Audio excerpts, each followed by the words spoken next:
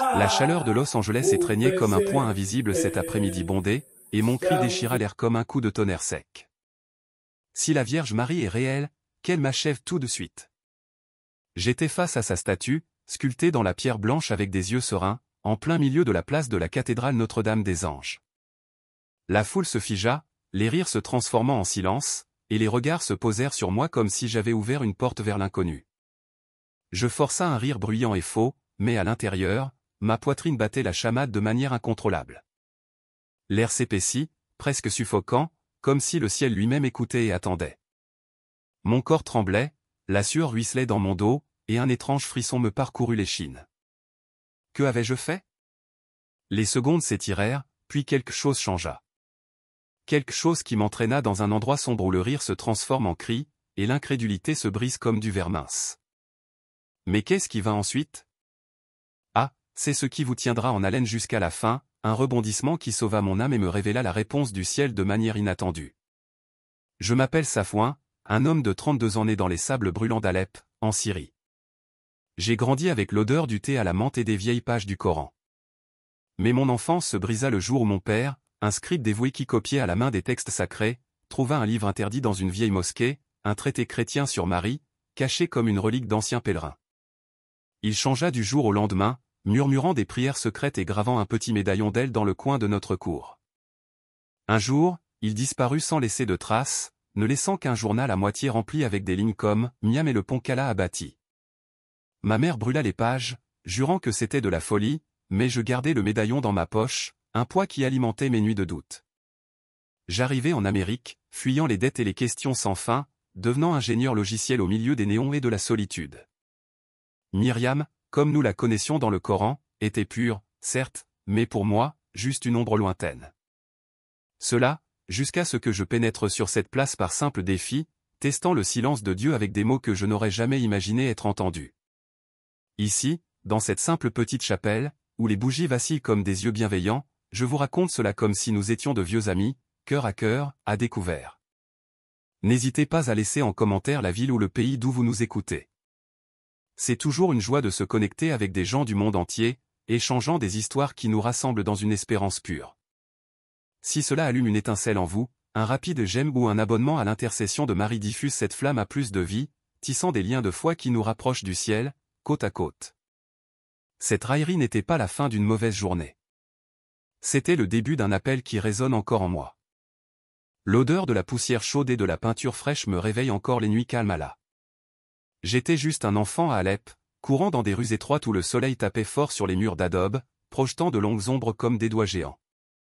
Mon père, un scribe patient aux mains marquées par des années de calligraphie, était assis à la table basse chaque après-midi, sa plume dansant sur le papier comme un oiseau en cage.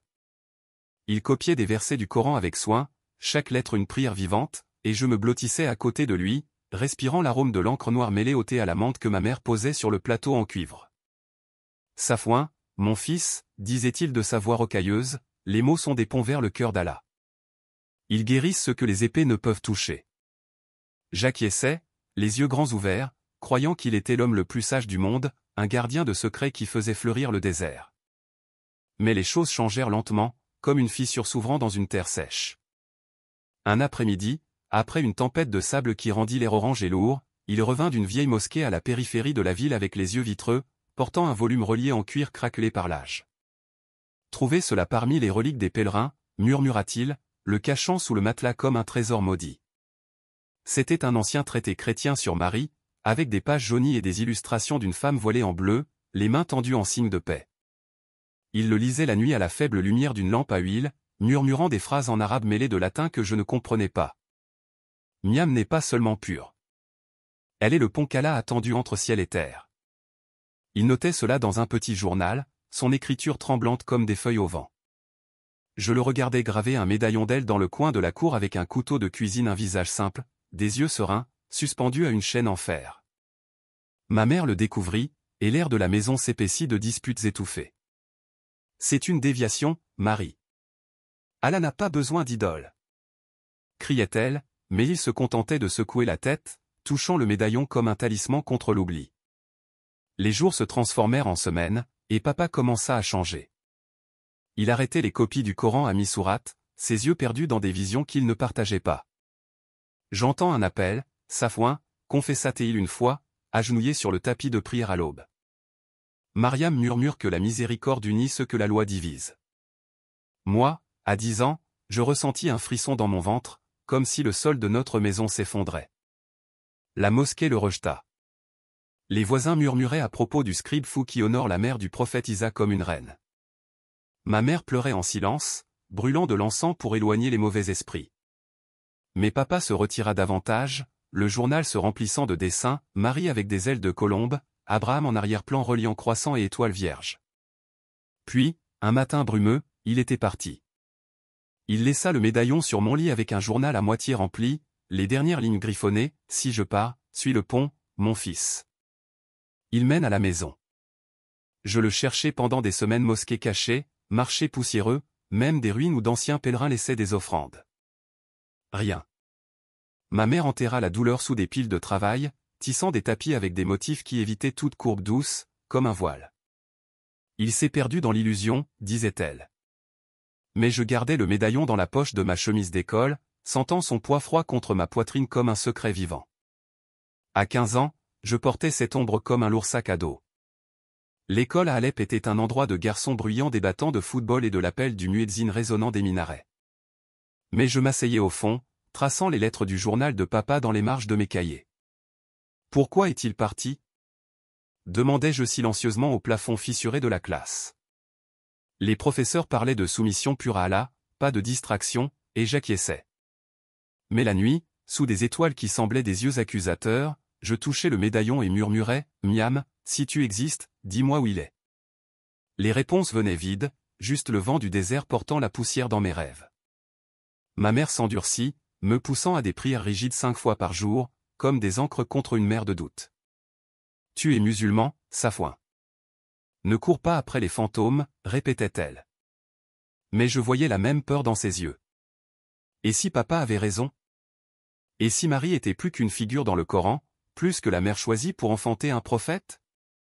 À 18 ans, la vie me poussa au loin.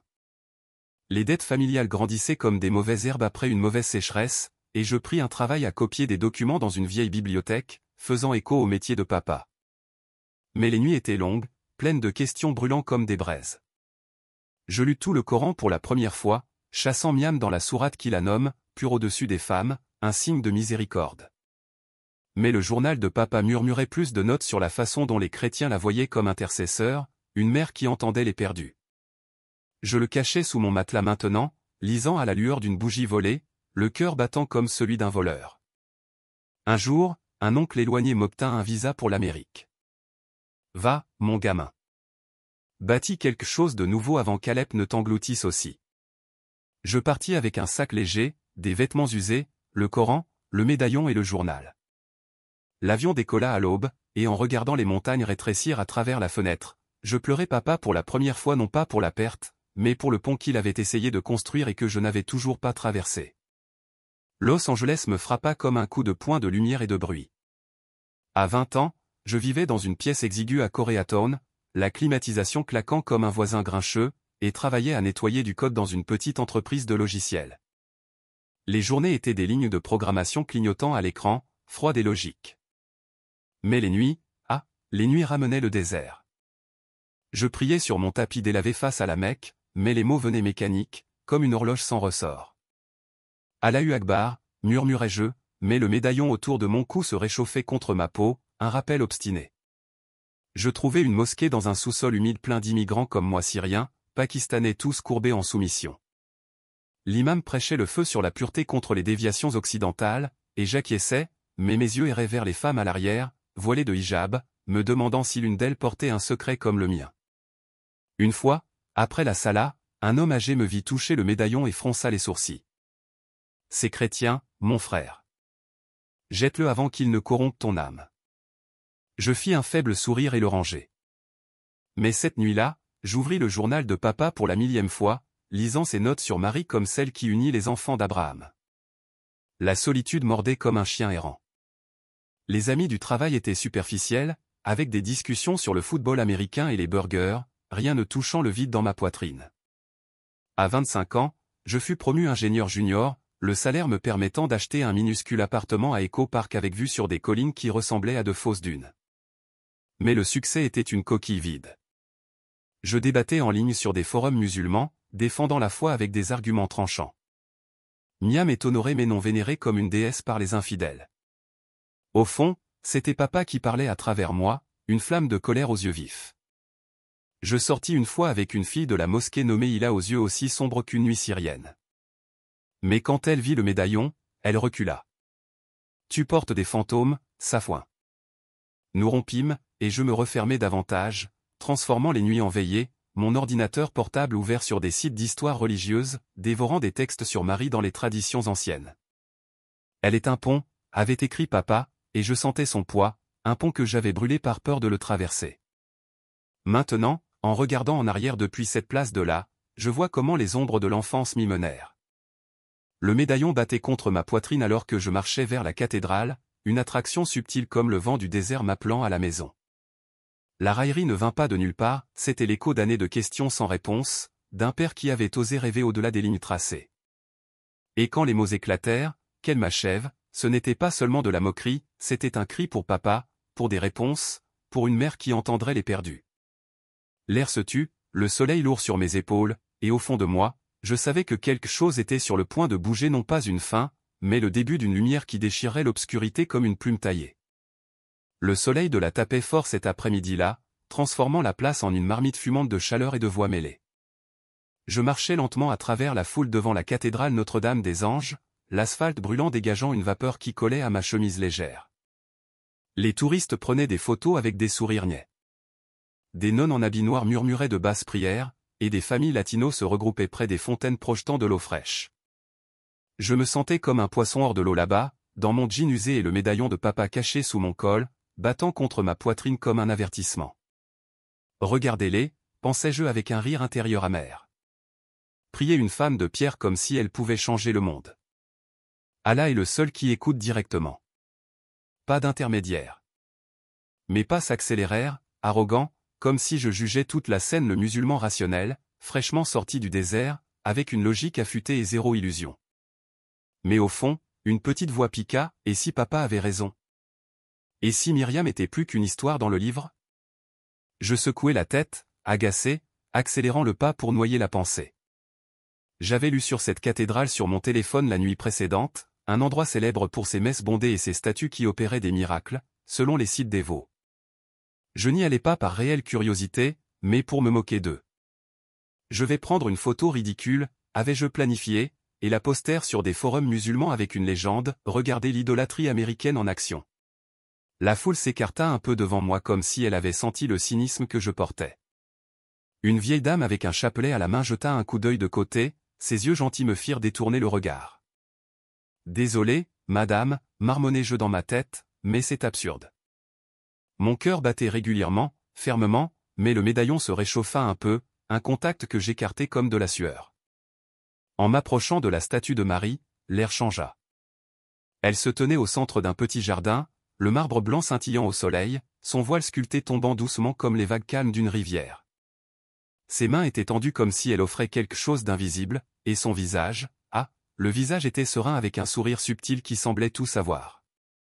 Les fidèles touchaient la base, laissant des fleurs fanées et des billets pliés. Une maman avec un bébé sur la hanche embrassa les pieds de la statue, murmurant quelque chose en espagnol qui ressemblait à une berceuse. Je m'arrêtai à quelques mètres, les bras croisés, sentant ma poitrine se serrer sans raison. Belle œuvre d'art, me dis-je, mais la moquerie me frappa alors. Bien pour les gens qui croient aux contes de fées. Un groupe de jeunes catholiques passa en riant, l'un portant un t-shirt disant « Marie, priez pour nous ». Je ricanai doucement, secouant la tête. Prier une statue. Pathétique. Maintenant, assis ici, le chapelet entre les doigts, traçant les perles lisses comme les lettres du journal de papa, je vois combien tout cela n'était que simulacre. Ce rire était une fine coquille recouvrant la peur que le vide dans mes prières ne soit pas la faute d'Allah, mais la mienne. Tu es fort, Safouin, me disais-je, ma voix confiante dans l'écho de mon esprit. Montre-leur à quoi ressemble la vraie foi. Mais mes pieds me trahirent, m'attirant plus près jusqu'à ce que mon nez frôle presque le marbre froid. L'odeur d'encens montait des bougies voisines, mêlé au doux parfum des roses fraîches laissées à ses pieds. Je touchai le bras de la statue par impulsion. La pierre était lisse, presque vivante sous mes doigts, et un frisson me parcourut le bras. Quelle absurdité! Pensai-je, me retirant rapidement, mais la foule sembla se resserrer, des visages curieux se tournant vers moi. Une fille en hijab, musulmane comme moi, fronça les sourcils. Un prêtre au col blanc sourit comme s'il connaissait un secret. Le dialogue dans ma tête s'intensifiait maintenant comme un combat au ralenti.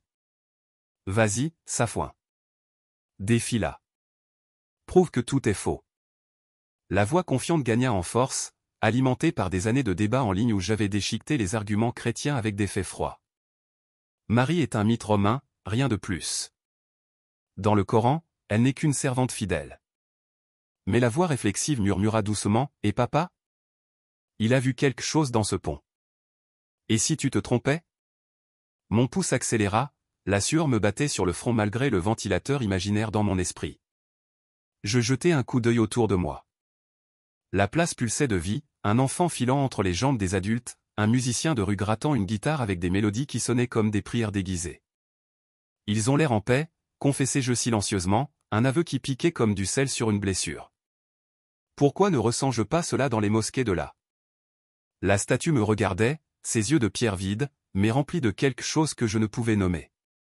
J'allais presque partir, le quasi-regret me serrait la gorge comme un nœud. Juste un rapide coup d'œil, puis je m'en vais, me mentis-je.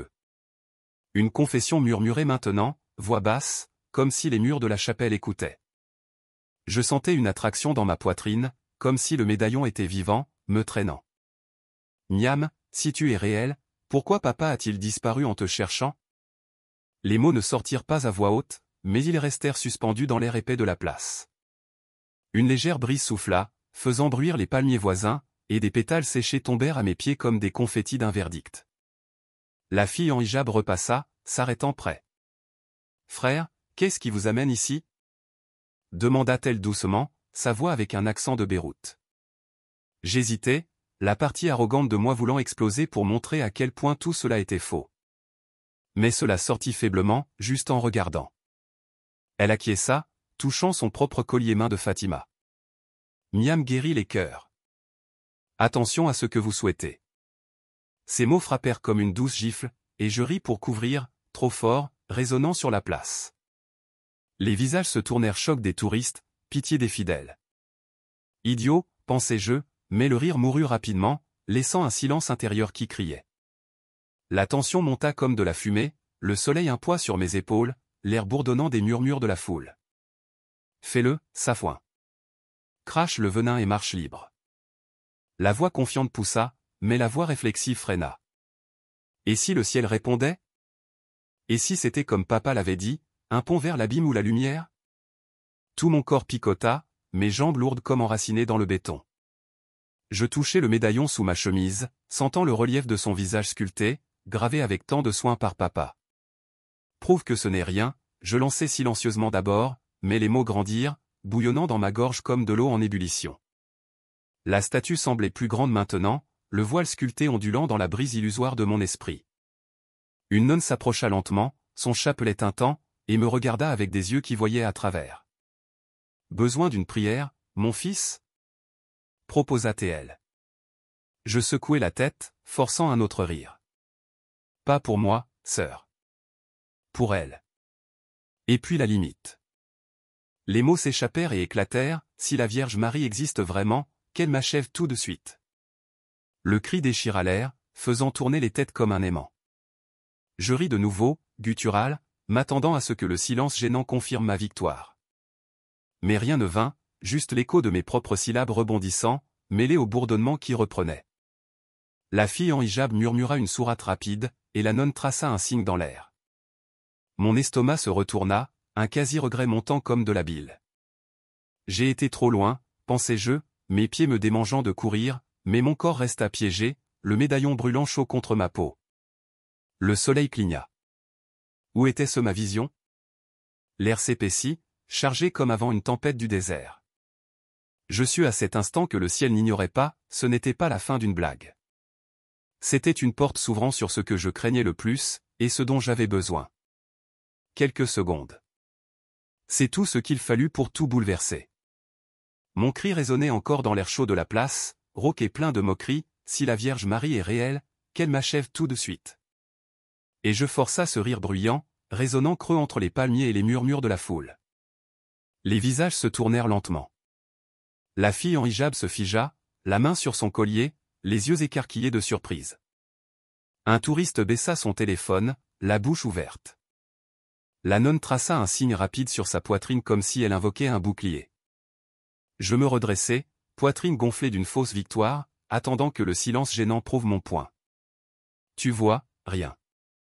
Juste de la pierre et de l'absurdité, pensai-je, me tournant pour partir, mes pieds bougeant déjà sur le béton brûlant.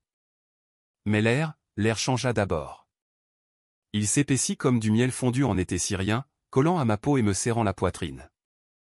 Un faible bourdonnement monta du sol, non pas un bruit de rue, mais quelque chose d'interne, comme des fils sous tension courant sous la terre, vibrant à travers les semelles usées de mes chaussures. Mon cœur sauta, battant irrégulièrement, boum, boum, boum.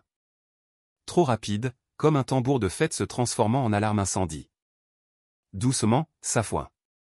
C'est juste la chaleur, marmonnai-je, ma voix sortant basse et tremblante, à peine audible dans le bourdonnement qui reprenait autour de moi.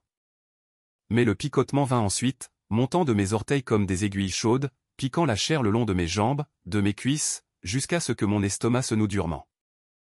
La sueur perlait mon front, salait dans mes yeux, brouillant la statue devant moi.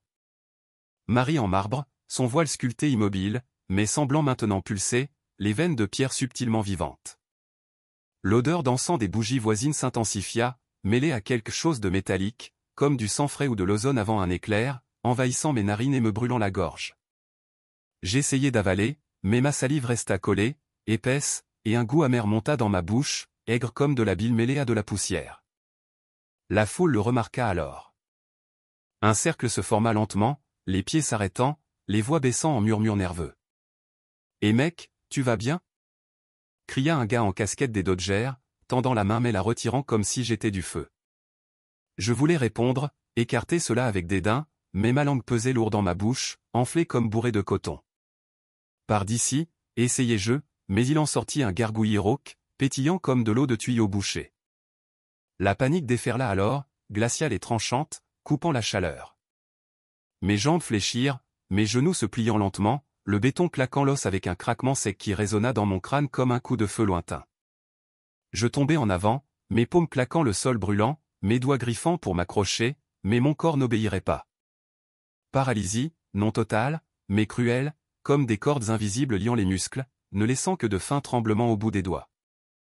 Le monde bascula, la statue de Marie surgissant géante dans ma vue brouillée, son visage à quelques centimètres maintenant. Ses yeux de pierre vides, mais remplis d'une lueur qui n'était pas le soleil, quelque chose de doux, d'interne, comme le clair de lune à travers les nuages. Je criai, ou crus le faire. La voix mourut dans ma gorge, se transformant en un faible gémissement animal, résonnant seulement dans ma tête. Ma poitrine se serra, mes poumons brûlants d'air qui ne venait pas correctement. Chaque souffle était court et peu profond, comme aspirant la fumée d'un feu de camp. La sueur trempa ma chemise, le tissu collant à ma peau, et un frisson humide me parcourut le dos, s'opposant au soleil qui battait toujours sur ma tête. « Allah, aide-moi » implorai-je silencieusement, mais le médaillon sur ma poitrine chauffa soudainement, brûlant comme des braises contre la chair, le visage en relief de Marie s'imprimant sur ma peau comme une marque. La foule éclata en chaos autour de moi. Il fait une crise. Appelez les secours. Hurla une femme en espagnol, sa voix aiguë déchirant l'air. Des pas courants, des téléphones sortant des poches, des flashs d'appareils photo clignotant comme des étoiles agitées. Des mains touchèrent mes épaules, douces, hésitantes, une paume calleuse de la nonne, une fraîche de la fille en hijab, mais je les sentais à peine, leur toucher lointain comme à travers une vitre épaisse. Restez en arrière. Voulais-je crier, mais seul un souffle sifflant vint, mes lèvres tremblantes. Et au milieu de cette tempête sensorielle, l'écho vint, non pas un son terrestre, mais en moi, un murmure clair comme de l'eau de source dans le désert. Ya Waladi la Takaf, dit la voix en arabe ancien, douce comme les berceuses de ma mère lors des nuits blanches d'Alep. Mon fils, n'aie pas peur. Ce n'était pas humain. Cela vibrait dans l'air, le sang, les os, une tonalité maternelle tranchant la panique comme un couteau dans la soie. Le bourdonnement du sol grandit, se transformant en un rugissement sourd, le béton tremblant légèrement sous mes paumes. Une fine poussière s'éleva comme une brume d'encens, remplissant mes poumons d'une odeur terreuse et douce. La vision vacilla. Le marbre de la statue se fissura dans mon esprit, non pas réellement, mais fleurissant comme une fleur. Son voile ondula lentement, un tissu vivant tombant en vagues, touchant le sol. Les yeux de Miam bougèrent, bruns et chauds, pleins de larmes qui ne coulaient pas, fixés sur moi avec une douleur qui était pur amour, sans jugement.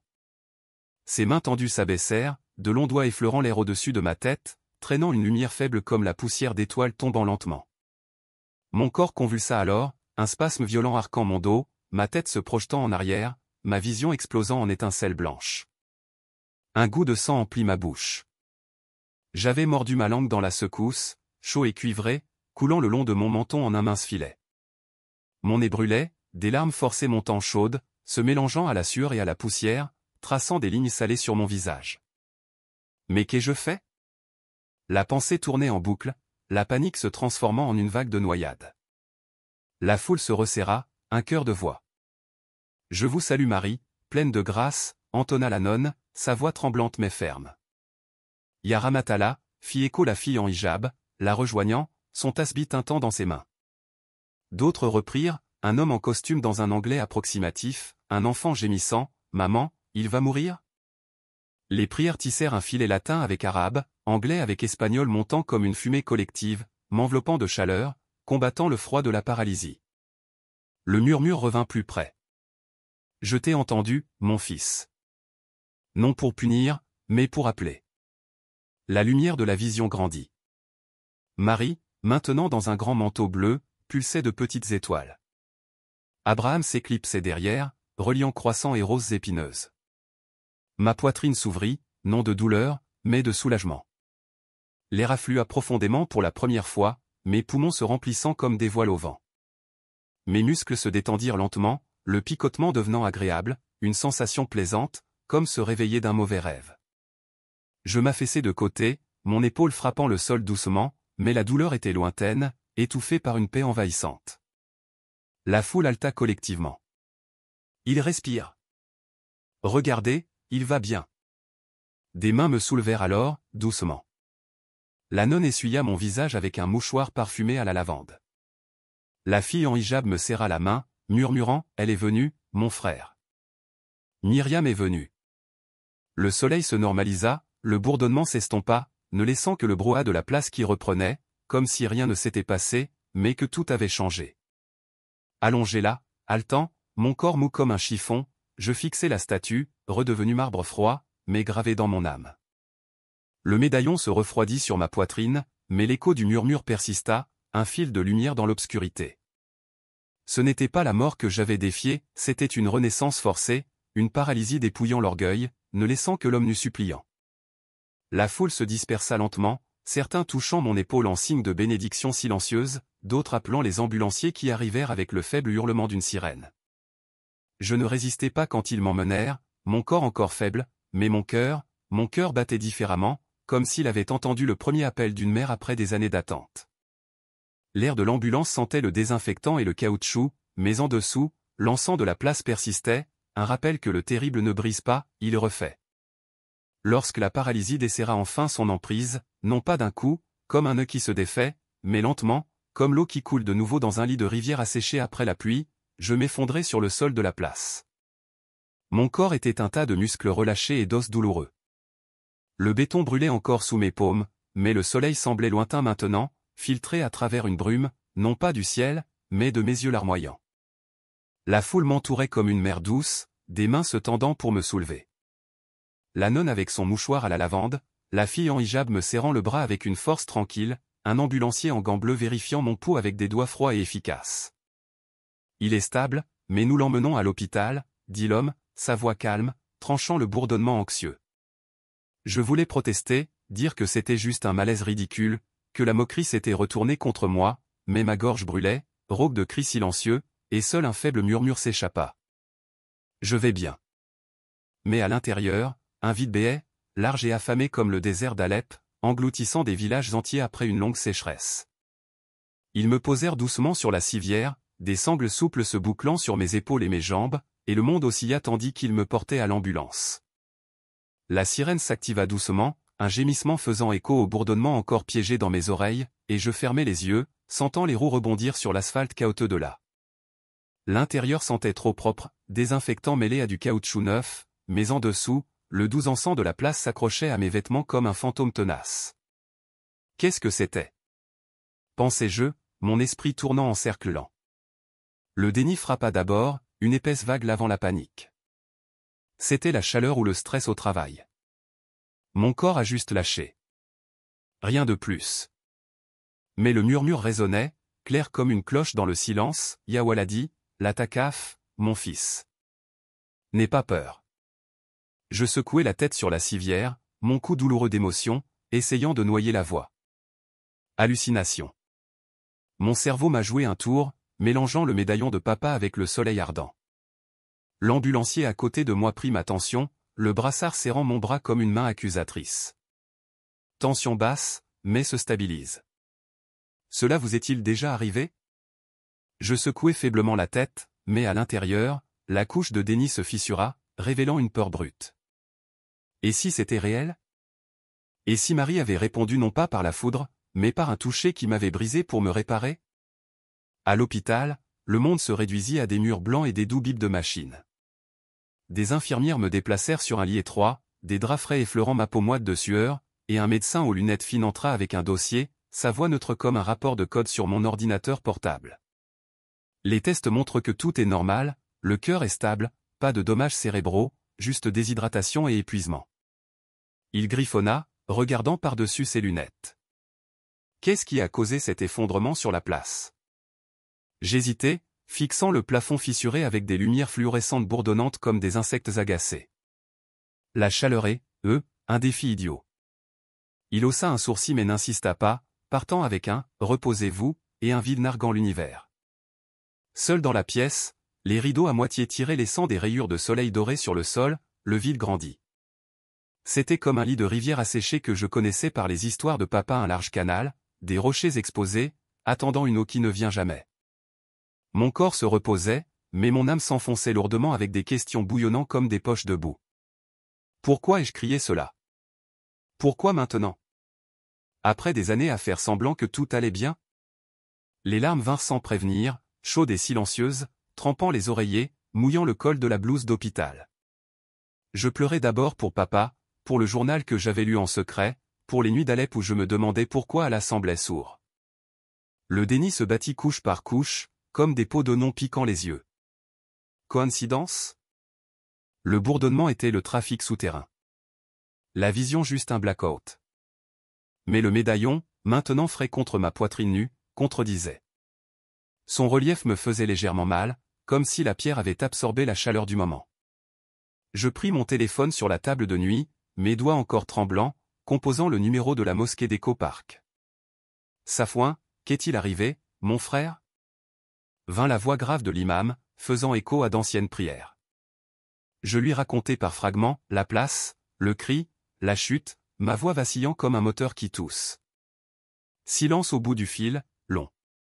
J'atteste du fort, mais défie ainsi, prudemment, Miam est honoré dans le livre, mais ne joue pas avec le sacré. Je raccrochai, ma poitrine plus serrée, le déni se transformant en colère maintenant, colère contre moi-même d'avoir risqué, contre papa d'avoir planté des graines qui avaient poussé de travers, contre Marie d'avoir murmuré si elle n'était que pierre. Je jetai le téléphone sur le lit, le bruit sourd résonnant dans la pièce vide, et me recroquevillai, genou contre poitrine, me sentant petit comme dans l'enfance, me cachant des tempêtes. Les heures s'étirèrent comme les ombres de fin d'après-midi, le soleil plongeant et peignant les murs d'un orange doux. On frappa à la porte, et la fille en hijab entra. Son nom était Nora, appris-je, avec des yeux portant le même désert que les miens. Elle apporta un sac en papier sentant le thé à la menthe fraîche et s'assit sur la chaise en plastique près du lit. J'ai tout vu, Safouin. Tu es tombé comme si le sol t'avait englouti. Sa voix était basse, confidentielle comme des murmures dans une mosquée bondée. Je lui en racontai plus, les mots trébuchant, la moquerie, le picotement, le murmure que j'étais le seul à entendre. Elle écouta sans juger, ses doigts traçant son tasbih sur ses genoux, les perles de bois tintant doucement. Dans le Coran, Miam est celle qu'Allah a choisie pour un miracle. Peut-être qu'elle t'a choisi pour quelque chose de plus grand. Elle me tendit un petit pendentif de sa poche, un simple visage de Marie en métal en relief, mêlé à une sourate gravée au dos pour se souvenir, la miséricorde ne divise pas, elle unit. Je le pris, le métal frais dans mes doigts, et pour la première fois, je ne refusai pas. La couche de déni se fissura davantage, révélant une vulnérabilité brute. J'ai peur, Nora. Peur que papa ait eu raison. Et que je me sois trompé tout du long. Elle me serra la main, sa paume chaude et ferme. La peur est la rivière asséchée. Laisse la pluie venir. Seule de nouveau, la pièce s'assombrissant avec le crépuscule, l'acceptation commença à germer lentement, comme une racine en terre aride. Je regardai le pendentif dans ma paume, traçant le voile sculpté, et murmurai, « Si tu m'as entendu, pourquoi ne m'as-tu pas tué comme je l'avais demandé ?» Silence, mais non vide. Une chaleur subtile monta dans ma poitrine, comme la première gorgée d'eau après une longue soif. Je pensais à papa, aux lignes de son journal, « Elle est le pont qui guérit ce que la loi blesse. » Peut-être que la paralysie n'était pas une punition. C'était une pause forcée, un moment pour voir la rivière asséchée que j'étais, l'orgueil fissuré, les doutes exposés, les prières vides comme des coquillages dans le sable. J'avoue maintenant, ma voix étranglée ici dans la chapelle, où les bougies scintillent comme des feuilles emportées par le vent, j'étais faible, brisé, un homme simulant la force tandis que le vide me dévorait vivant. Mais dans cette chute, dans le lit d'hôpital avec des tubes et des bips comme sentinelles, une fissure s'ouvrit. Une lumière filtrée entra, non aveuglante, mais douce, promettant que la rivière coulerait à nouveau. Nora revint au crépuscule avec une soupe de lentilles chaudes sentant la cuisine de maman à Alep. Nous mangeâmes en silence, les cuillères tintant dans les bols comme des battements de cœur synchronisés. La nuit tomba lourdement. L'hôpital était silencieux, à l'exception de tout lointain et de pas d'infirmière. Je ne dormis pas. Je restai éveillé, faisant tournoyer le pendentif entre mes doigts, mon esprit plongeant plus profondément dans les couches. Le déni avait cédé la place à la colère, qui s'adoucissait maintenant en tristesse pour le temps perdu, les prières mécaniques sous des masques, papa que j'avais jugé fou au lieu de suivre. Je t'ai trahi, papa, murmurai-je dans l'obscurité, des larmes fraîches et chaudes, mais propres, lavant le sel de l'après-midi. Le murmure de la place revint, non pas un écho mais une étreinte, n'aie pas peur. L'acceptation vint par petites vagues. J'acceptai la peur comme une amie, non une ennemie. Accepter le défi comme un cri d'aide déguisé. Accepter Marie, ou Mariam, peut-être comme le pont que papa rêvait, enjambant le gouffre entre ce que j'étais et ce que je pouvais être. Le vide me faisait encore mal comme une blessure fraîche mais n'était pas un puissant fond, c'était un berceau attendant une graine. À l'aube, le soleil se glissant à travers les rideaux comme des doigts timides, le médecin revint avec mon bon de sortie signé. « Prenez soin de vous et buvez de l'eau, dit-il, puis soupira en souriant. Nora m'attendait dans le hall, un taxi prêt. Et sur le chemin du retour, le silence entre nous débordait de promesses tacites. Mon appartement d'éco-parc me salua avec de la poussière et une solitude familière, mais j'y entrai différemment. Le pendentif était maintenant autour de mon cou à côté du médaillon de papa, deux poids ne se combattant plus. Je m'allongeai sur le lit étroit, les plafonds tourbillonnant avec les ombres des palmiers extérieurs, et pour la première fois, je ne combattis pas le vide. Je le laissai venir couche par couche jusqu'à toucher le fond rocheux où l'acceptation attendait. « Merci », murmurai-je à l'air, incertain à qui alla, Marie, papa, ou juste l'univers entendant les déchus. La rivière asséchée commença à s'humidifier goutte à goutte, et moi, épuisé mais vivant, je fermai les yeux, prêt pour ce que la lumière filtrée apporterait ensuite. Ce n'était pas une guérison complète, c'était la première pousse, verte et fragile, brisant la terre dure. Les jours s'étirèrent comme de longues ombres sur l'asphalte. Je quittai l'hôpital, fantôme d'homme, le corps léger, mais la poitrine pleine de pierres invisibles. Le taxi me déposa à ma porte d'éco-parc, son moteur toussant en s'éloignant, et je montai les escaliers grinçant avec des jambes encore légèrement tremblantes, comme des feuilles après une rafale. La clé tourna dans la serrure avec un clic sec, et l'air intérieur sentait encore la poussière et le café rassis d'hier. Je jetai les clés sur la table branlante, le bruit résonnant dans le silence, et m'effondrai sur le canapé râpé, le tissu rugueux frottant ma peau. Le pendentif de Nora pendait à côté du médaillon de papa, deux métaux frais sur ma poitrine nue, et je les touchai lentement, sentant le relief du voile et l'écriture de la sourate se mêler sous mes doigts. Que fais-je maintenant ? murmurai-je au plafond fissuré où les taches d'eau ressemblaient à des cartes de rivières asséchées. Ce n'était pas une question pour quelqu'un, c'était le début d'un dialogue que j'avais porté pendant des années sans le savoir. J'imaginais des discussions avec elle, miam, comme des lettres que j'écrirais dans mon esprit et relâcherais au vent, n'attendant pas de réponse, mais aspirant à un murmure. Cette première nuit de retour, le sommeil vint par intermittence, brisé par des rêves où la place se transformait en mer de sable, et je tombais lentement, les mains tendues vers une figure voilée de bleu flottant au-dessus. Je me réveillai en sueur, l'horloge affichant 3 heures du matin, et me levai vers la fenêtre, tirant les minces rideaux sur le clair de lune argentée peignant les palmiers extérieurs. « Mariam, si tu es réelle » commençai-je la conversation à voix basse, comme si elle était assise sur la chaise vide en face, « pourquoi m'as-tu laissé par terre comme un chiffon ? Qu'est-ce qu'une statue veut avec un gars comme moi, venu de rien, criant des absurdités ?»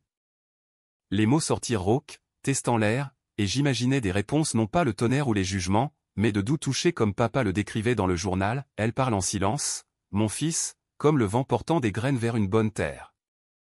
Je fermai les yeux, n'attendant rien, mais une chaleur subtile monta dans ma poitrine comme le thé chaud avalant le froid de la nuit. Montre un signe, Mariam. Ou tout cela n'était que ma folie. L'aube se leva lentement, le soleil rampant sur les collines comme un visiteur timide, et je traînai mon corps dehors, marchant vers le parc éco voisin. L'air matinal portait des odeurs d'herbe humide et de pain de boulangerie lointain, mes baskets craquant sur le sentier de gravier, faisant écho à mon rythme cardiaque encore irrégulier. Je m'assis sur un banc de bois écaillé, observant des couples promenant leurs chiens et des joggeurs en sueur, et tirai un morceau de papier froissé de ma poche, une vieille facture de service public se transformant en une lettre impromptue. « Cher Miam », écrivis-je avec un stylo à peine fonctionnel, l'encre tachant l'arabe mêlé d'anglais approximatif. Je t'ai défié avec colère pour papa, qui a disparu en poursuivant ton ombre, pour les nuits d'Alep où Allah semblait sourd. Si tu as murmuré, n'aie pas peur, quelle est la suite ? Apprends-moi à traverser ce pont qu'il a rêvé avant que je ne me brise pour de bon. Je pliai le papier en petit, comme une prière pliée, et le lâcha au vent léger soufflant des collines. Il s'envola, tourbillonnant lentement entre les arbres jusqu'à disparaître derrière une haie. Non pas un rituel, c'était un exutoire, une lettre non envoyée à une mère qui pourrait entendre les perdus.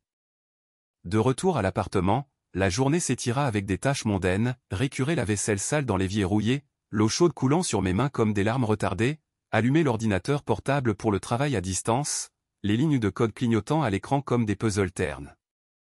Mais mon esprit errait vers ces discussions imaginées. Et si je me trompais encore ?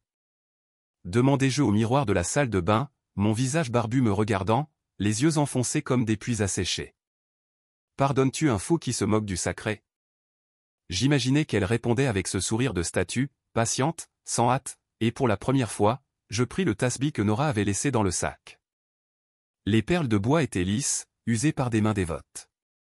Et je les comptais lentement, murmurant une sourate de miséricorde en arabe, intercalant des « Je vous salue Marie », dont je me souvenais de la place.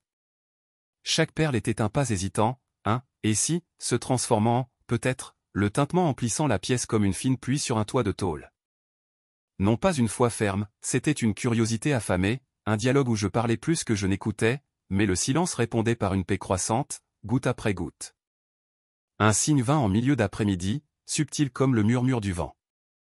J'étais dans la cuisine à mélanger du thé à la menthe, sentant la maison de maman, quand la radio du voisin, un vieil homme catholique d'en bas, filtrait à travers le mur mince.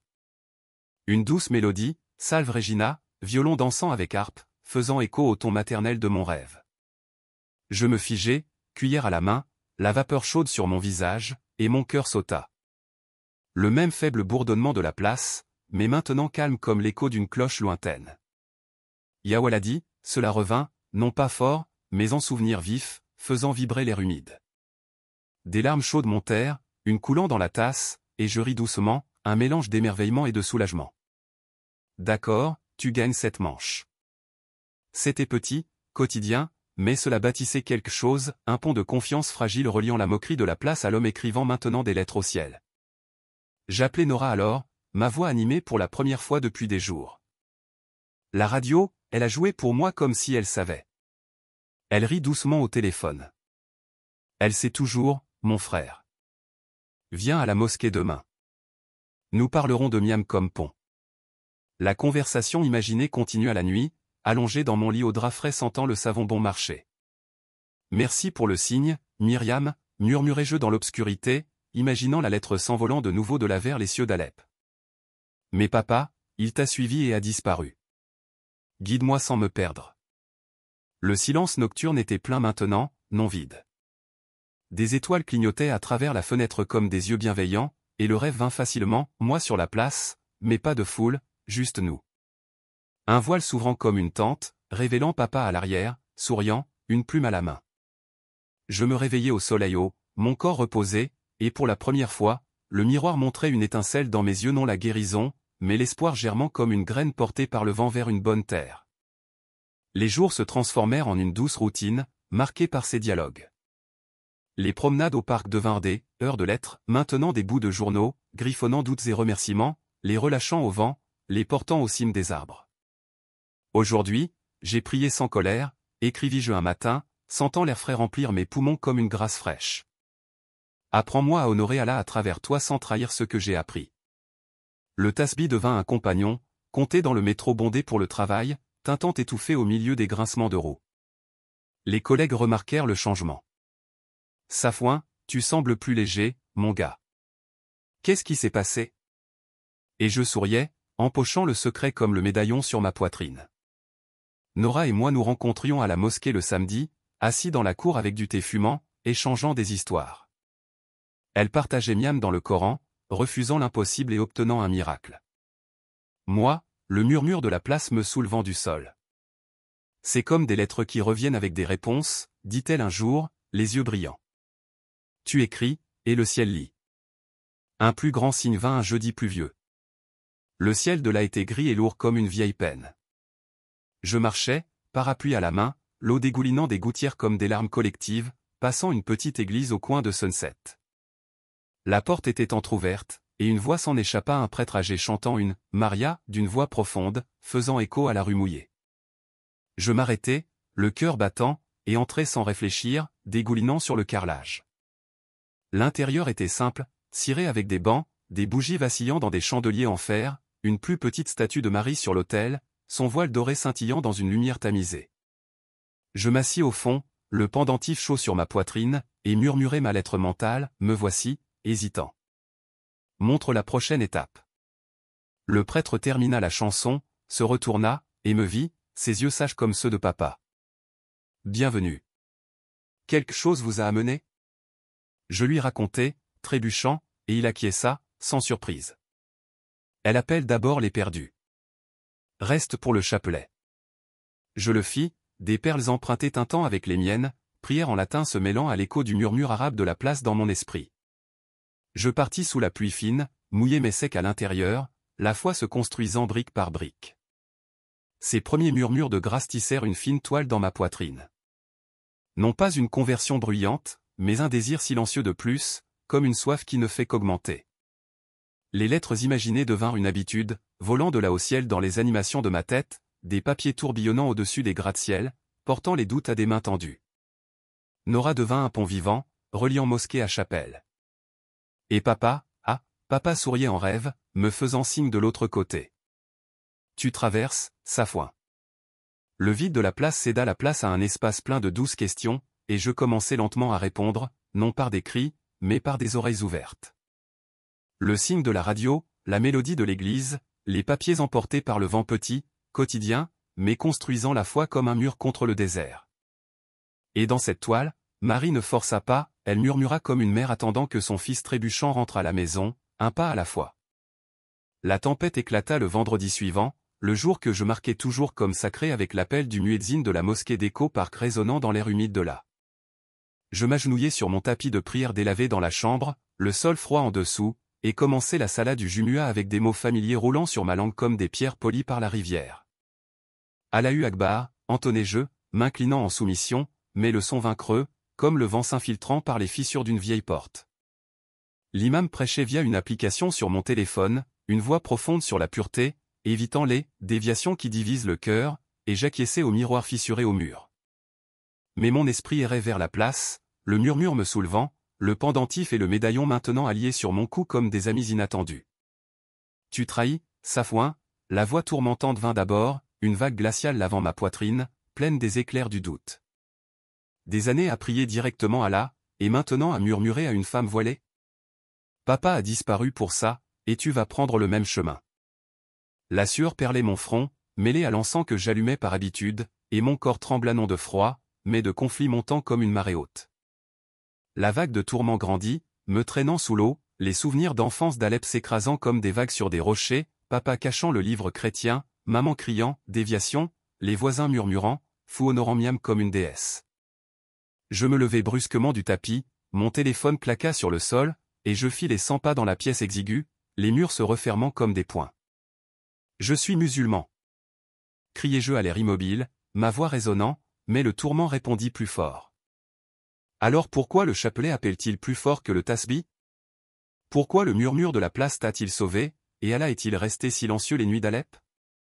Des larmes chaudes coulaient, salées dans ma barbe, et je frappai la table, des tasses de thé se renversèrent, le liquide brun tachant le papier où j'avais griffonné des lettres imaginaires à Marie.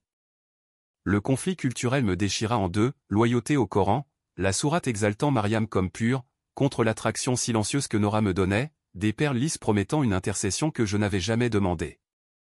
Tu perds tes racines, Safouin. Le pont de papa mène à l'abîme, pas à la lumière. Mais alors la première épiphanie frappa comme un éclair à travers les nuages, une vague chaude et lumineuse brisant le tourment un instant. Je m'arrêtai au milieu de la pièce, poitrine haletante, et attrapai le journal de papa dans le tiroir, ses pages jaunies sentant la poussière syrienne. Je l'ouvris à ma page marquée, lisant à voix haute, Miam ne divise pas. Elle unit les enfants d'Abraham comme Allah l'a prévu. Isa dans le Coran est le même Jésus de la croix. La miséricorde sous différents voiles. Les mots de papa illuminèrent mon esprit comme le soleil perçant une tempête, et un flash vint, la place encore, mais maintenant le cercle de la foule n'était pas le chaos, c'était une tapisserie. Hijab et chapelet entrelacés. Prières arabes et latines fusionnant comme des rivières vers une seule mer. Peut-être n'est-ce pas une trahison, pensai-je, mon cœur ralentissant, mais un vrai pont. Le tourment recula un peu, faisant place à une profonde inspiration, mais revint bientôt plus fort, une vague glaciale avec de l'écume de rage. Et la mosquée. Les frères qui t'ont élevé, ils t'appelleraient infidèle s'ils savaient pour tes lettres au ciel catholique. Je m'élançai de l'appartement, l'air de la humide de la promesse de pluie, et roulai vers le centre-ville, les essuie-glaces claquant au rythme de mon pouls effréné. Je me garai près de la cathédrale, mais n'entrai pas. Je marchais dans la rue mouillée, de légères gouttes tombant comme des aiguilles, trempant ma chemise légère. Le tourment rugissait maintenant, retourne à la mosquée, Safouin. Pris comme un homme, pas une âme perdue. Mais mes pieds me menèrent à un café vide, sentant le café brûlé et le pain doux. Et je m'assis près de la fenêtre, la pluie s'épaississant dehors, tapotant la vitre comme des doigts impatients. J'appelai Nora, ma voix tremblante. Je ne peux plus le supporter. L'islam me tire. Marie appelle. Cela me divise en deux. Elle écouta, la pluie silencieuse résonnant au téléphone, et dit doucement, la tempête nettoie, mon frère. Laisse-la venir. Je raccrochai, la tête entre les mains, et le conflit se transforma en un tourbillon intérieur, le tourment me noyant dans la culpabilité de mon héritage syrien. Des épiphanies clignotèrent comme des phares, le Coran louant Myriam, l'Évangile l'appelant, pleine de grâce. Deux côtés de la même pièce de miséricorde. La pluie se transforma en déluge l'après-midi, les rues en rivières peu profondes, et je courus à la maison, trempé jusqu'aux os, ma voiture oubliée sur le parking. Dans l'appartement, l'eau dégoulinait de mes cheveux sur le sol, formant des flaques reflétant mon visage tordu dans le miroir. Assez! Criai-je, attrapant le Coran et une Bible que Nora m'avait prêtée, ouvrant les deux sur la table trempée. Le tourment murmura, tu es fou comme papa, disparaissant à la poursuite de fantômes. Mais je feuilletai les pages avec des doigts mouillés, tachant l'encre, et une épiphanie explosa, sourate 19, Mariam sous le palmier, recevant un miracle, Luc 1, son fiat à l'ange, oui, à l'impossible. C'est la même femme. Murmurai-je, ma voix se brisant dans un rire larmoyant. Pas la rivale d'Allah, mais une servante unissant. Le conflit s'apaisa un peu, comme le vent mourant avant l'œil d'un orage. Et je m'agenouillai de nouveau, non sur le tapis, mais sur le sol mouillé, mélangeant les prières. Allah, pardonne mon doute. Miam, guide ma reddition. La nuit tomba lourdement, le tonnerre lointain roulant comme des tambours de jugement. Le sommeil vint par vagues turbulentes, des rêves où j'étais papa sculptant le médaillon sous la pluie d'Alep. Mais maintenant Marie était à côté de moi, son voile s'étirant comme un arc-en-ciel sur le désert. Je me réveillai en sueur, l'horloge affichant 2 heures du matin, et le tourment final frappa. Appelle l'imam, confesse-toi, et retourne sur le droit chemin. Je composai le numéro, mon doigt hésitant, mais appelai à la place un ancien contact, Miguel, le collègue catholique que j'avais évité pendant des années. Safouin, tard pour discuter, mon gars. Il rit d'une voix endormie, mais écouta quand je lui racontai le murmure de la place, le conflit qui me déchirait. Viens à la messe de l'aube demain. Marie ne vole pas, elle mène plus près du Père. Je raccrochai, ma poitrine une boule de neige fondante se transformant en eau claire, et l'épiphanie grandit, non pas une perte culturelle, mais un gain islam et catholicisme comme des branches de l'arbre abrahamique, miam la racine commune. À l'aube, le ciel lavé par la pluie, virant à un bleu timide, je roulais vers la cathédrale, ma voiture éclaboussant les flaques comme des murmures approbateurs. L'église était vide, l'air frais de cire de bougies et d'odeur de pierre humide, et Miguel m'attendait dans le premier banc, un crucifix scintillant sur son cou. Je m'agenouillai à côté de lui, les genoux sur le sol froid, et le prêtre entra lentement, des vêtements blancs comme des nuages après l'orage. « Heureux de te voir, mon fils, dit-il, sa voix comme celle de papa dans le journal. » Je confessai tout d'un coup la moquerie, la chute, les nuits de tourment, les mots se déversant comme un torrent, lavant mon âme comme la pluie dehors. Il écouta, ses yeux gentils traçant une croix sur mon front, l'huile sainte fraîche sur ma peau chaude. « Tu as été touché par l'intercesseuse. Elle résout ce qui divise. » La messe commença, les cloches sonnant doucement. Et à l'Eucharistie, je m'approchai de l'autel, tremblant, le pain dans ma paume comme du feu liquide dans ma gorge pure grâce unissant le vin du Coran au sang de la croix en une seule gorgée paisible. La tempête intérieure s'arrêta là, non pas soudainement, mais comme la pluie se transformant en bruine, laissant un air pur et un sol imbibé de possibilités. Je quittai la cathédrale avec Miguel, le soleil se levant fort maintenant, peignant un faible arc-en-ciel sur l'horizon mouillé, un symbole de vision unificatrice, résolvant le conflit. Miam n'était pas une déesse rivale, mais un pont maternel, tissant les fils de la foi musulmane avec le manteau catholique en une seule tapisserie abrahamique. Le tourment céda la place à des épiphanies durables, des vagues calmes maintenant, et je ris, vrai pour la première fois depuis des jours, fort et libre, faisant écho à la rue vide. Et je murmurai au vent, sentant le médaillon chauffer sur ma poitrine, le pont mène à la maison. Nora appela sur le chemin du retour, comme si elle savait que la pluie était passée. Oui, répondis-je, ma voix ferme, et l'arc-en-ciel est venu. Le conflit culturel ne disparut pas. Il se transforma en une rivière impétueuse, lavant les doutes, laissant des rives fertiles pour ceux qui étaient venus, une fois non divisés, mais entières, guidés par la mer, unissant ce que le monde sépare. Et ce matin d'après-tempête, avec un la propre et brillant sous le soleil, je sus que la conversion n'était pas la fin de ce que j'étais, c'était le début de ce que j'aurais toujours dû être, avec le baptême scellant le changement, l'eau fraîche des fonds baptismaux de la cathédrale coulant sur mon front comme la pluie d'Alep, purifiant le désert de mon âme. Les fruits commencèrent à germer, non pas dans une explosion bruyante, mais comme de vieux oliviers s'enracinant lentement dans la terre sèche de là.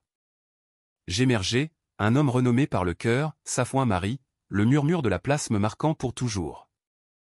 Le premier fruit fut Nora, mon pont improbable, venant à la messe du dimanche, son hijab contrastant avec le voile de la statue de l'autel. Nous nous assîmes dans le dernier banc, l'air de l'église empli d'encens et de fleurs fraîches. Et lorsque le prêtre éleva l'hostie, elle me serra la main, ses ongles peints au henné tremblant légèrement. « Je prie avec toi maintenant » murmura-t-elle, et ensemble nous murmurâmes un chapelet hybride, des « Je vous salue Marie » entrelacés de sourates de miséricorde, les perles du chapelet tintant à côté de son tasbih comme des rivières rejoignant un delta calme. Après, dans la cour ensoleillée avec des pigeons picorant des miettes, elle partagea son histoire à voix basse, faisant écho à la mienne. Mon frère s'est perdu dans la drogue dans les années 90, criant à des mosquées vides. Une vision de Mariam l'a soulevé comme elle t'a soulevé. Maintenant, il dirige des jeunes ici, unissant ce qui divise.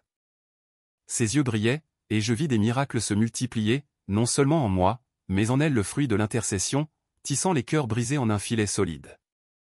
Ma mère, à des mondes de distance à Alep, fut le deuxième écho. Je l'appelai en vidéo une nuit tranquille, le signal crépitant comme le vent du désert, et son visage apparut à l'écran, des rides profondes comme de vieux sillons d'olivier. Safouin, mon fils, tu sembles éclairé, dit-elle, sa voix rauque de toutes les années de narguilé pour oublier papa.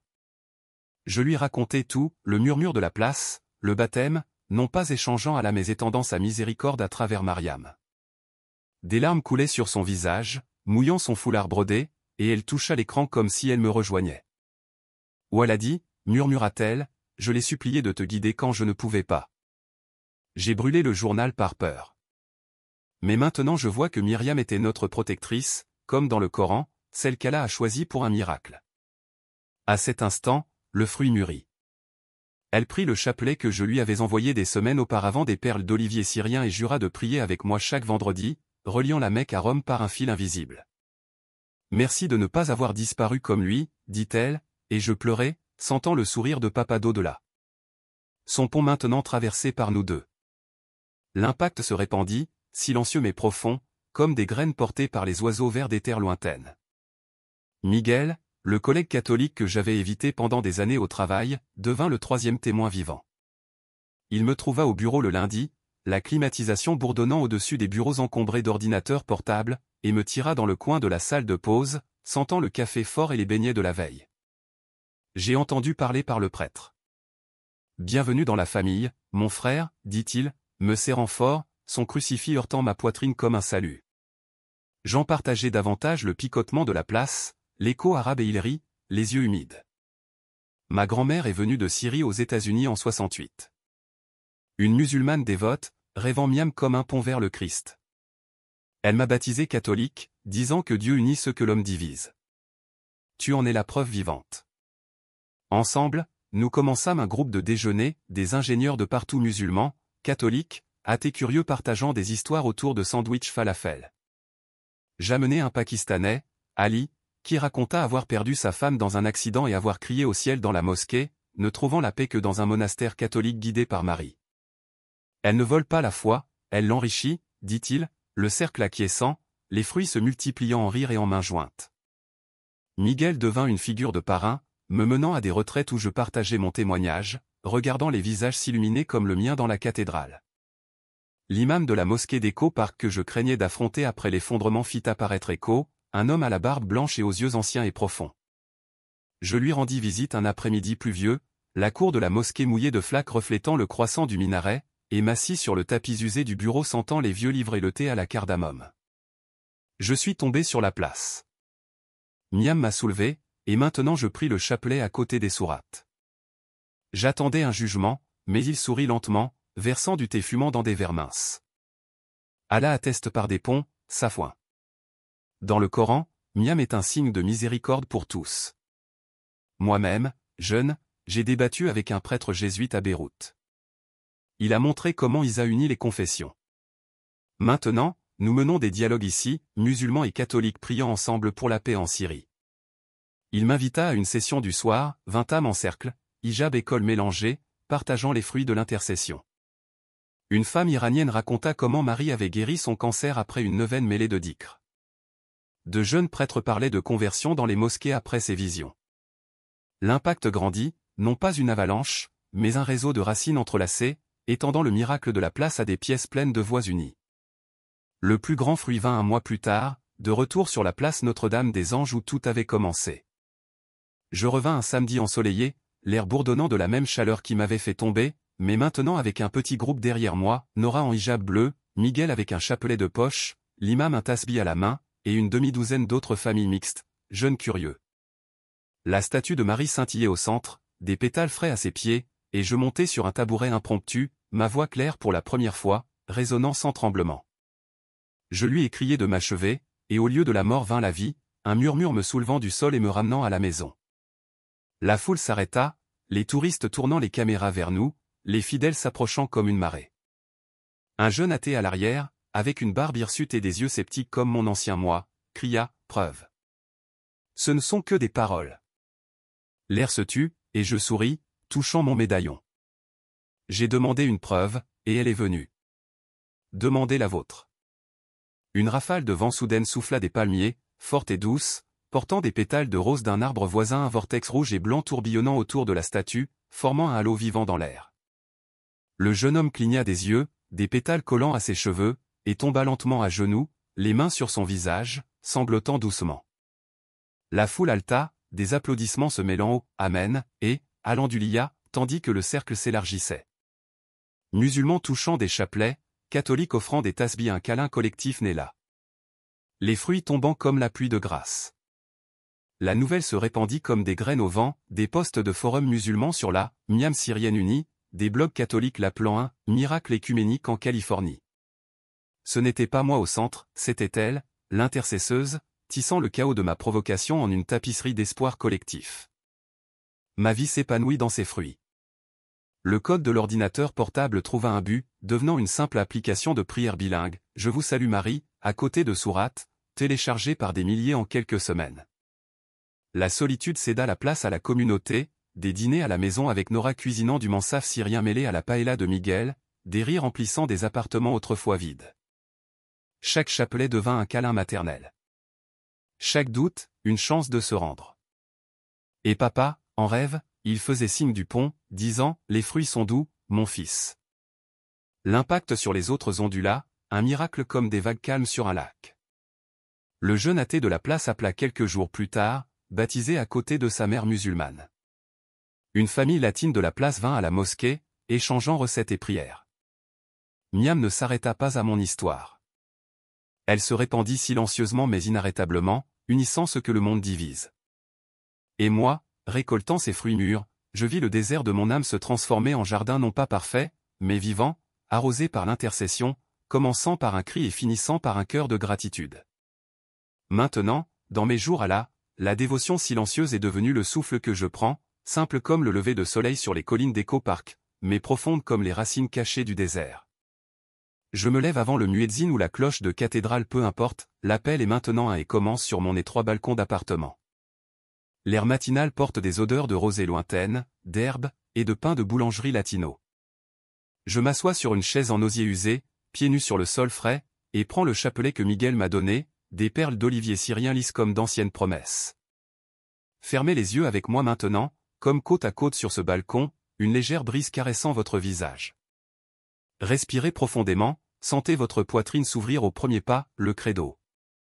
Je le dis lentement, ma voix basse, faisant écho à l'air immobile, je crois en un seul Dieu, le Père Tout-Puissant. Chaque mot ancre, m'enracinant sur un terrain commun, Allah comme créateur, le même que papa invoquait dans son journal, unissant Coran et Évangile en une seule racine. Faites une pause ici, cher ami. Dites le credo de votre voix. Sentez les syllabes tomber comme des graines dans votre cœur, ancrant ce que le monde secoue. Le soleil grimpe lentement, dorant les palmiers d'un or doux. Et je passe à la deuxième étape, le « Notre Père », mes mains jointes sur mes genoux comme papa sculptant le médaillon.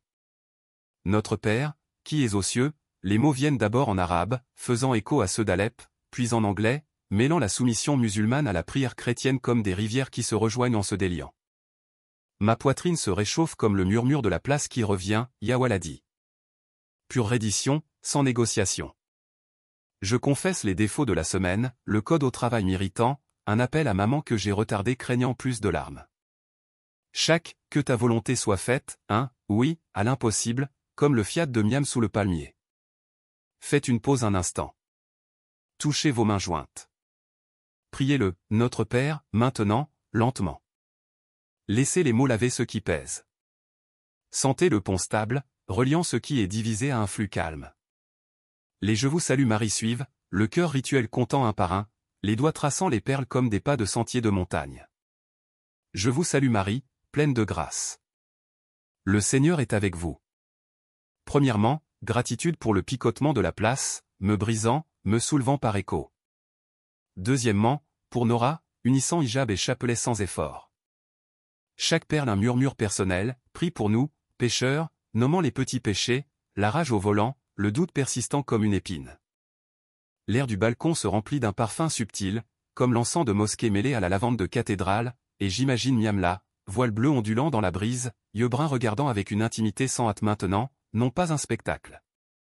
Des larmes montent à la 10e perle, chaude mais légère, pour papa que je vois en rêve, me faisant signe du pont. Faites une pause et rejoignez-moi. Prenez un collier, une perle, ou juste entrelacez vos doigts. Dites un Je vous salue Marie avec moi. Sentez la grâce couler comme de l'huile sur une vieille blessure, guérissant le temps intouché. Le chapelet se termine par le « Gloire au Père », ma voix montant un peu comme le soleil au zénith. Gloire au Père, au Fils et au Saint-Esprit. Pure louange, faisant écho au Magnificat qu'un prêtre a enseigné Marie chantant la miséricorde, renversant les orgueilleux, soulevant les humbles. Je me lève alors, les bras tendus vers le ciel bleu, mon corps s'éveillant avec mon âme. La dévotion ne s'arrête pas. Elle se répand aujourd'hui comme une ombre protectrice dans le métro bondé pour le travail. Les perles de poche teintent un mantra silencieux. Un Je vous salue Marie volé entre les arrêts, transformant les grincements de porte en un bourdonnement. Au bureau, les lignes de code clignotant à l'écran comme des étoiles agitées, je suspends le déjeuner pour un rapide Notre Père, les mains sur le clavier comme une prière, suppliant la patience pour les bugs tenaces. Le rituel guidé par la vie quotidienne. Une pause thé devient une offrande. Un email de maman, une confession. Une fenêtre de coucher de soleil, gloire murmurée. Mais tous les jours ne sont pas sereins, la profondeur teste, comme une racine brisant la pierre pour grandir. Un après-midi, après une réunion tendue où le patron cria à cause d'une erreur d'application, le vieux tourment piqua. Tu as échangé la force contre la faiblesse, Safouin. Je m'assis dans la salle de pause vide, sentant le micro-ondes brûler. Je pris mon chapelet, doigt tremblant sur la première perle. Je vous salue Marie, commençai-je, ma voix se brisant, mais continuez. Chaque, priez pour nous, un bouclier contre la colère. La grâce vint lentement, comme la fine pluie du désert. Ma poitrine s'ouvrit. J'appelai Miguel, partageant ma chute. Elle intercède dans les vallées, mon frère, dit-il, et nous avons prié, le signal du téléphone crépitant, un vent approbateur. C'est la dévotion quotidienne non pas une montagne sans nuages, mais un sentier courbé, Miam marchant à côté, son manteau couvrant les faiblesses pour révéler la force divine. Faites une pause maintenant, si la journée pèse. Respirez, comptez 3 perles imaginaires. Sentez son voile tomber doucement, transformant le fardeau en aile. Les visites étendent le rituel chaque mercredi à la prison locale du centre-ville, l'air lourd de béton et de désinfectants où des immigrants comme mon ancien moi attendent le jugement. Je m'assois avec 10 hommes aux yeux creux, sentant la sueur et l'espoir fané. Un Haïtien aux mains cicatrisées raconte avoir crié à Dieu sur un bateau à la dérive, ne rêvant que de Miam le guidant à terre. Un autre Mexicain pleure sur un Je vous salue Marie, disant qu'elle l'a sauvé d'un couteau de cellule. J'écoute, puis partage mon cri de la place, ma paralysie, et mon murmure, et vois des yeux s'illuminer comme des étoiles dans un ciel nuageux. Priez avec moi, dis-je, et un cercle se forme, des voix rauques en espagnol, anglais, créole s'unissant dans la gloire. Nous partons légers, le rituel non pas le mien seul, mais des fruits d'intercession partagés fleurissant dans des âmes piégées. Je vous invite, trouvez un perdu de la rue, guidez une simple prière, sentez la profondeur grandir comme une rivière gonflant de tributaires. Le rituel nocturne clôt le cycle dans ma chapelle domestique, un coin de chambre avec une bougie vacillante dans un bocal en verre, une petite statue de Marie sculptée en argile par Nora, un voile grossier, mais plein de lumière d'amour. Le parfum de cire de la flamme emplit l'air. Je m'agenouille sur le sol dur, genou douloureux, une douce pénitence. Chaque mystère joyeux, douloureux, glorieux, un pas de méditation. Annonciation, le fiat de papa, disparaissant pour « oui ». Flagellation, la paralysie me dépouillant. Assomption, un pont menant à une mer commune. La brise de la fenêtre agite la flamme, les ombres murales dansent comme des anges discrets, et avec une lettre imaginée, je murmure, Miam, garde les fruits du jour, intercède pour l'invisible. Dors ensuite, rêve tissé de voiles et de croissants, te réveillant renouvelé. Cette profondeur transforme toutes les peurs en confiance, comme les appels de maman, la peur maintenant un appel hebdomadaire, des rires résonnant à travers l'écran.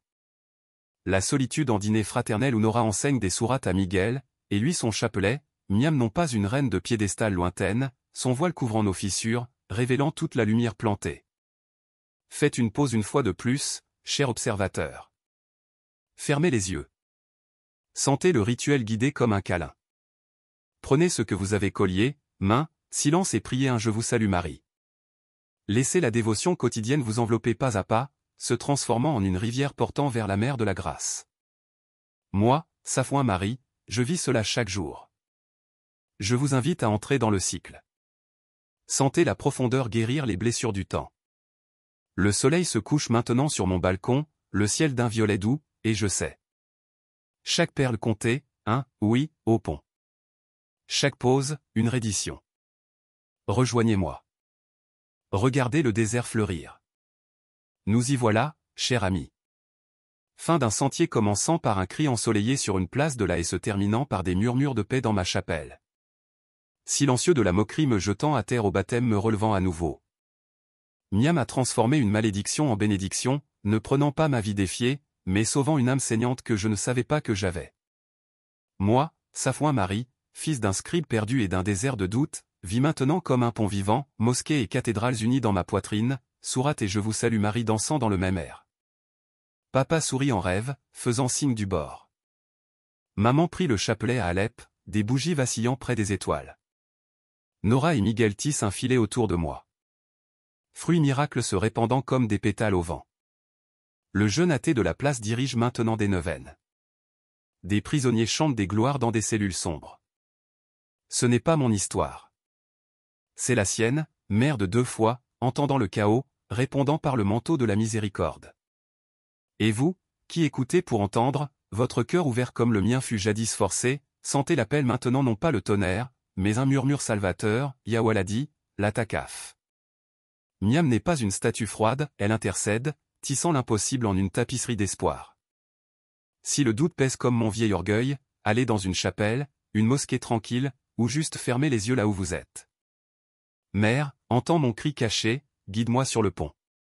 Dites un je vous salue Marie, mêlez-le à votre prière la plus profonde, sentez la grâce tomber comme la pluie sur une rivière asséchée, transformant le vide en un torrent impétueux. Croyez que le pouvoir d'intercession ne divise pas, il unit, guérit, soulève.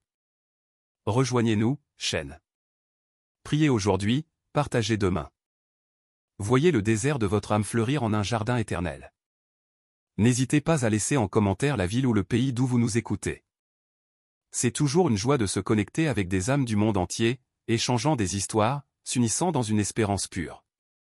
Si cela a allumé une flamme en vous, un rapide j'aime ou un abonnement à l'intercession de Marie diffuse cette lumière à plus de vie, tissant des liens de foi, nous rapprochant du ciel ensemble.